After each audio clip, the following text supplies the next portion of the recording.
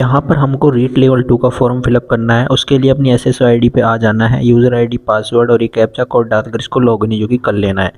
तो यहाँ तक आप लोग अपना प्रोसेस करेंगे। जब आपकी SSO ID लॉगिन हो जाएगी तो अंदर आप रिक्रूटमेंट पोर्टल को ओपन करेंगे। यहाँ पे देखिए आप सर्च भी कर सकते हैं, क्विक सर्च में जाकर REC हम यहाँ पे डालेंगे तो यहाँ पे 2 रिक्रूटमेंट पोर्टल आएंगे, एक पोर्टल और एक स्टैक 2। पोर्टल वाले को आपको ओपन करना है। तो पोर्टल वाला जब यहाँ पे ओपन होगा तो आपके सामने ऑप्शंस दिखाई देंगे, साइड बार में आपकी प्रोफाइल आ जाएगी और आप नीचे स्क्रॉल करेंगे तो आपको दिखाई देगा ऑन गोइंग रिक्रूटमेंट्स। देखिए ऑन गोइंग रिक्रूटमेंट्स में हम यहाँ पे लेवल 2 का फॉर्म फिलअप करके आपको बताएंगे कंप्लीट। तो यहाँ पे देखिए क्या करेंगे, लेवल 2 पर क्लिक कर देंगे। लेवल 2 628 डायरेक्ट रिक्रूटमेंट 2025 इस पर क्लिक करेंगे, अप्लाई नाउ पर। अब यहाँ पर क्लिक हो जाएगा। फिर यहाँ पे आपको ये एक्सेप्ट करना है, वार्निंग दी हुई है कुछ, इसको आप पढ़ सकते हैं पढ़ना चाहे तो, अदरवाइज इसको यहाँ पे आई हैव के आगे क्लिक मार्क लगाना है, फिर आपको ओके कर देना है। देखिए जैसे ही ओके करोगे आपके सामने सब्जेक्ट आ जाएगी, आप किस सब्जेक्ट से अपना फॉर्म फिलअप कर रहे हो। तो जो भी आपका सब्जेक्ट है वो चूज करके फॉर्म फिलअप कर दें। हम यहाँ पे साइंस मैथ से फॉर्म भरेंगे तो हम साइंस मैथ का क्लिक करेंगे। आपका जो भी है आप अपने अकॉर्डिंग चूज कर लेना। तो देखिए यहाँ से आप इस तरह से चूज कर सकते हैं, बिल्कुल फ़ोन से कंप्लीट फॉर्म फिलअप करके आपको बता रहे हैं यहाँ पर। तो हमने साइंस मैथ क्लिक करके इसको आगे कर दिया है। अब यहाँ पे आपकी जनरल डिटेल्स आएंगी जो ऑलरेडी भरी हुई आती हैं, मतलब कि ये तो OTR का डाटा है कि आपका डाटा आप पढ़ लेना, अगर ठीक है तो ओके करके प्रोसीड इसको कर देना, अगर ठीक नहीं है कुछ भी गड़बड़ है तो इसको अपडेट करना। तो यहाँ पे हमारा सब डाटा ठीक है, हम इसको प्रोसीड कर देते हैं। तो नॉर्मल जनरल डिटेल्स में आपको थोड़ी और डिटेल्स है जो कि भरनी होती है। चलिए अब इसको यहाँ पे पढ़ लिया हमने, सब कुछ डाटा आप पढ़ लेना अपना और फिर प्रोसीड बटन पर क्लिक करना। जैसे ही प्रोसीड करोगे ऊपर ही ऊपर भरने का आएगा, वो रीट एग्ज़ाम सेलेक्ट करनी है। हमने रीट का एग्ज़ाम कब दिया था, एक 22 में लगी और एक 25 में लगी। हमने 25 में दिया तो 25 सेलेक्ट कर लिया। यहाँ पे रीट का रोल नंबर लिखना और रीट में कितने नंबर आए वो लिख देना। इसमें रीट का सर्टिफिकेट आपका नहीं लेगा, उसमें से आपको बस अपना डाटा फिलअप करना है जो हमने कर दिया। कैटेगरी फिलअप करनी है आप लोगों को।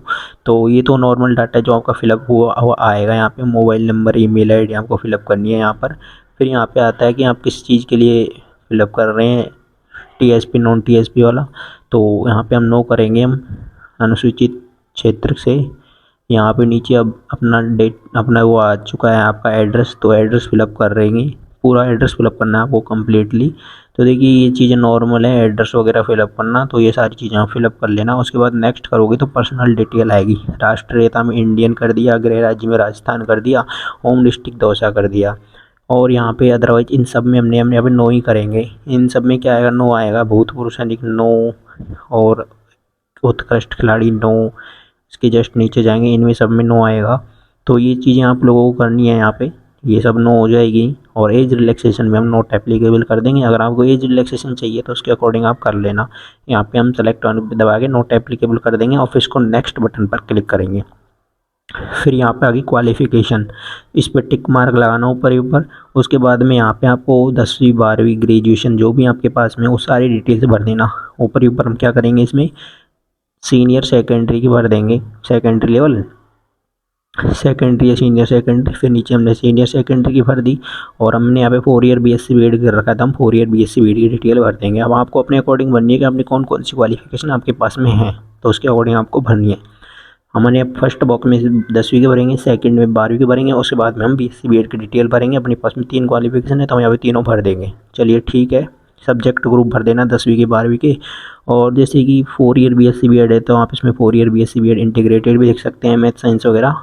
और यहाँ पे सब्जेक्ट समूह में आ जाएगा, यूनिवर्सिटी बोर्ड वगैरह भर देना। रिजल्ट में आप जो भी आपके पास में परसेंटेज CGPA वो सब आपको फिलअप चुकी करनी होती है। रोल नंबर भी फिलअप करना होता है। आपको ये मार्कशीट अपलोड करनी है जो 500 KB से कम में हो। इनकी फ़ोटो देखिए हमने मार्कशीट अपलोड कर दी। यहाँ पे सब्जेक्ट समूह डाल दिए, 10वीं में ऑल सब्जेक्ट, 12वीं में PCM इंग्लिश और ICT डाल दी, बोर्ड में CBSE डाल दिया और यहाँ पे BSc BEd में साइंस मैथ लिख दिया हमने यहाँ पे। फिर यहाँ पे ये सब चीज़ें फिल हो जाएंगी। उसके बाद में नेक्स्ट बटन पर क्लिक कर देना। नीचे नीचे नेक्स्ट बटन है, इस पर क्लिक करोगे तो उसके बाद में आएगा अगला स्टेप फ़ोटो और सिग्नेचर का। फ़ोटो आपको लाइव अपलोड होगी जो कि आप फ़ोन से कर देना, लाइव फ़ोटो खींच लेना। देखिए इसमें साफ लिखा है, कुछ निर्देश लिखे हैं कि 5 सेकंड का टाइमर आएगा, उसके बाद में आपको 2-3 बार अपनी पलकें झपकानी है। आपकी फ़ोटो बंद आँखों में कैप्चर होती है तो आप पुनः कैप्चर कर लेना फ़ोटो को। तो इस तरह से आपको फ़ोटो है जो कि कैप्चर करनी है। सारे निर्देश पढ़ने के बाद में ये चीज़ आप पढ़ लेना ध्यान से। हम इसमें टिक मार्क लगा लेना कि हमने वही निर्देश पूरे पढ़ लिए हैं। निर्देश पूरे पढ़ लिए तो चलिए फ़ोटो ले लेते हैं और यहाँ पर सिग्नेचर अपलोड कर देते हैं। सिग्नेचर 20 KB से 50 KB तक के होंगे तो वो पहले बना लेना। और नीचे एक विजिबल बॉडी मार्क है, इसमें आपकी बॉडी में कहीं भी कोई भी मार्क है, कभी लगी है, कटेगा तो उसको आपको लिख देना है बॉडी मार्क में। तो वो सब हमने यहाँ पर लिख दिया है।